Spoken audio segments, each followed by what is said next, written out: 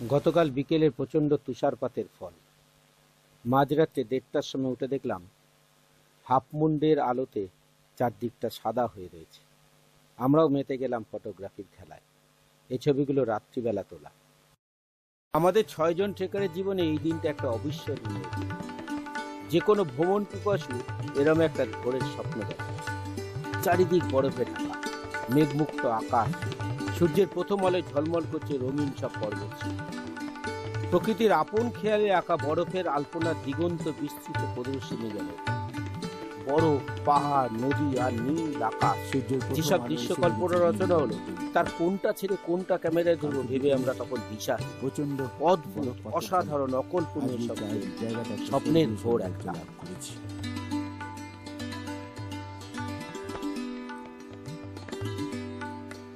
সূর্যের প্রথম আলোয় মেরু পর্বত শিখর তখন সোনালী রঙ।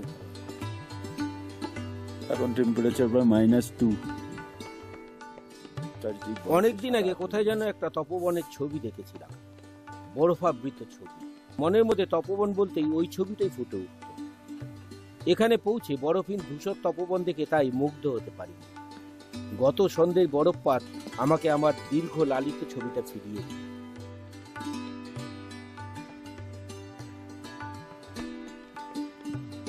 এই সৌন্দর্যের মধ্যে কেমন একটা নেশা ধরানো ভাব আছে। আর এই নেশারটা নিয়ে তো আমরা ছুটে আসি, পাহাড় থেকে পাহাড়ে ছুটে বেড়াই একটা এরকম দৃশ্য দেখব। বরফে মোড়া প্রান্তরের বুক চিরে বয়ে চলেছে আকাশগঙ্গা। তার জলের ওপরের স্তর জমে আছে।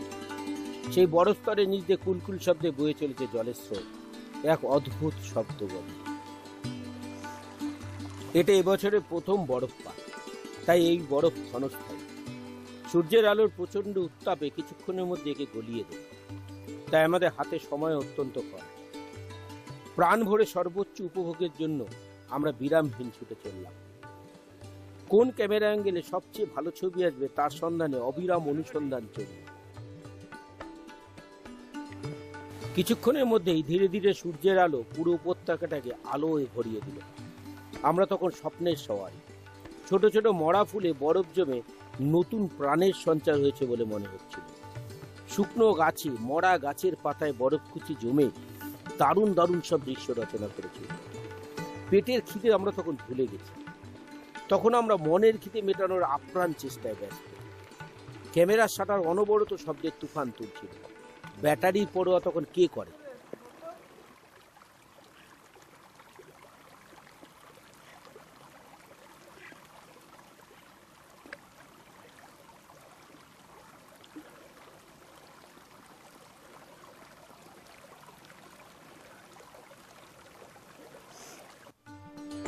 এসব দৃশ্য যতবারই দেখি ততবারই আরো দেখার খিদে বেড়ে যায়।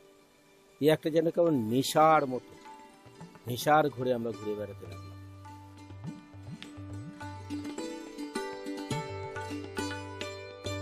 এসব দৃশ্য যতই দেখছি ততই নিজেদেরকে আরো ভাগ্যবান বলে মনে হয়। এত কষ্ট করে উপার্জিত অর্থ এত কষ্ট করে ব্যয় করার সার্থকতা খুঁজে পাই। মরে শুকিয়ে যাওয়া গাছের পাতার উপর জমে থাকা বরফ, শুকনো ফুলের উপর জমে থাকা বরফ, সব অসাধারণ সব দৃশ্য। যতই দেখছি ততই আরো দেখার খিদে বাড়ছে। আমাদের চোখ শুধু বরফের রাজ্যে খুঁজে বেড়াচ্ছিল এই সব দৃশ্য।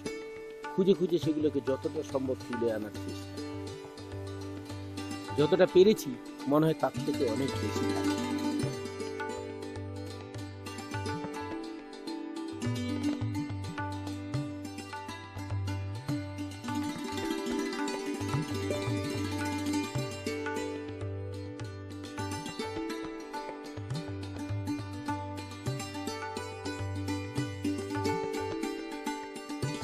ফেরার পথে সদ্য তপবনে পৌঁছানো কয়েকজন যাত্রীকে যখন এইসব ছবি দেখালাম, তাদের চোখে মুখে স্পষ্টতই আমাদের প্রতি হিংসা ফুটে উঠবেই।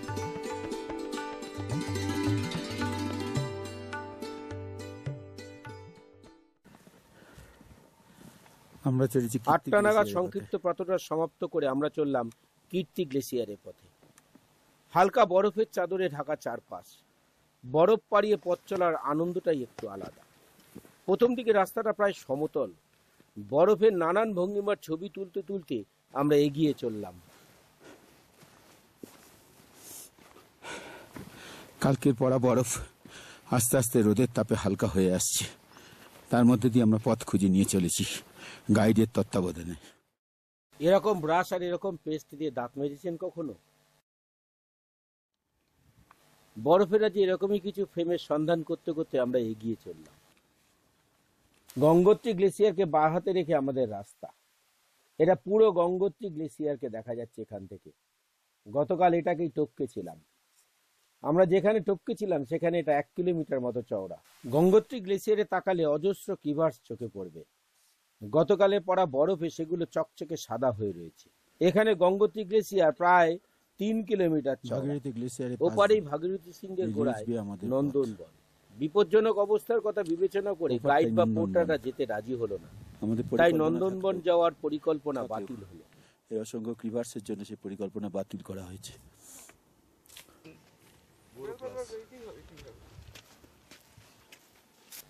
বাদিকে ভাগীরথী 1, 2, 3 আর ডান দিকে শিবলিং। মাঝখান দিয়ে চলেছে আমাদের সুন্দর পথ। এখান থেকে শিবলিংকে আবার একটু অন্যরকম লাগে।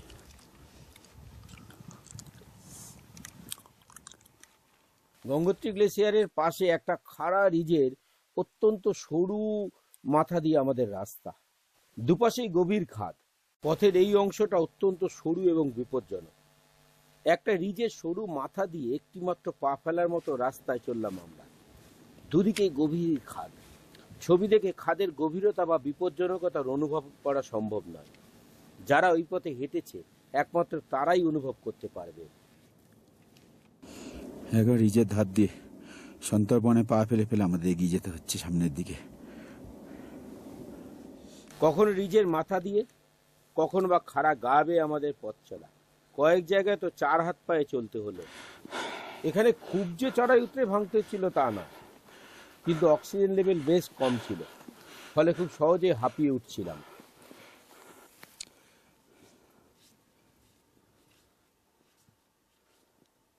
কিছুক্ষণের মধ্যে আমরা একটা সমতল মতো জায়গায় এসে পৌঁছালাম।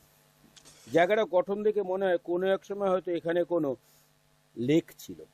পরবর্তীতে প্রাকৃতিক কারণে হ্রদের জল বেরিয়ে গিয়ে বা জলের উৎস বন্ধ হয়ে এরকম পরিণতি। কাছাকাছি কোনো ঝর্ণা চোখে পড়ল না, তাই দ্বিতীয় সম্ভাবনাটাই জোরালো হলো। হিমালয়ে এরকম অনেক স্থানের সন্ধান আমরা পেয়েছি, যার অন্যতম শতপন্থের পথে চক্রতীর্থ। 15 বাজে। আমরা এখন 4160 মিটার অল্টিটিউডে। আমরা এসে গেছি প্রায় কীর্তি গ্লেসিয়ারের কাছে। আমাদের সঙ্গে জল শেষ হয়ে গেছিল, আর গাইড এবং পোর্টারও অনেকটা এগিয়ে গেছিল, ফলে পথে পড়ে থাকা বরফেই তৃষ্ণা মেটাতে হচ্ছিল। এ পথে বরফ একটু সাবধানে খেলে খুব নিরাপদ। জল তৃষ্ণায় কাতর অলোকদার মেজাজও সপ্তমে চলছে। আমরা এখন দাঁড়িয়ে আছি 4175 মিটার অল্টিটিউডে। আমরা এসে পৌঁছালাম কীর্তি গ্লেসিয়ার। এখানে ভাগীরথী 1, 2, 3, কেদার ডোম, তার পাশে খরচাকুণ্ড। আরো বাদিকে গেলে দেখা যাবে চৌখাম্বা। অবশেষে 5 কিলোমিটার পথ অতিক্রম করে আমরা এসে পৌঁছলাম কীর্তি গ্লেসিয়ারে। প্রচন্ড ক্ষিপ্ত অলোকদার প্রচন্ড রাগে বিদ্ধ হলো আমাদের গাইড এবং পোর্টার। একটু বিশ্রাম এবং জলপানের পরেই সবকিছু অবশ্য স্বাভাবিক হয়ে গেল। আমরা যেখানে দাঁড়িয়ে আছি তারপরই প্রায় 90 ডিগ্রি কোণে গভীর খাদের নিচে কীর্তি গ্লেসিয়ারের অবস্থান। এখানে কীর্তি গ্লেসিয়ার এসে গঙ্গোত্রী গ্লেসিয়ারে মিশেছে। বাচ্চারা বরফ তুলে তুলে খেতে শুরু করেছে জল তেষ্টার চোটে।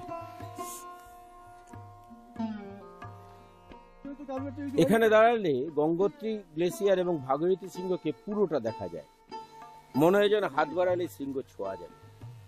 প্রখর সূর্যের তাপে শীত প্রায় উধাও, বেশিক্ষণ বসাও যাচ্ছিল না। আবার এই প্রাকৃতিক সৌন্দর্য উপভোগ করার লোভও ছাড়তে পারছিলাম না। শেষে লোভেরই জয় হলো। আমরা বেশ কিছুক্ষণ এখানে কাটালাম, প্রচুর ছবিও তুললাম। আমাদের আজকের দিনটা সব ভ্রমণ দিবসের হিংসার কারণ হয়ে রইল।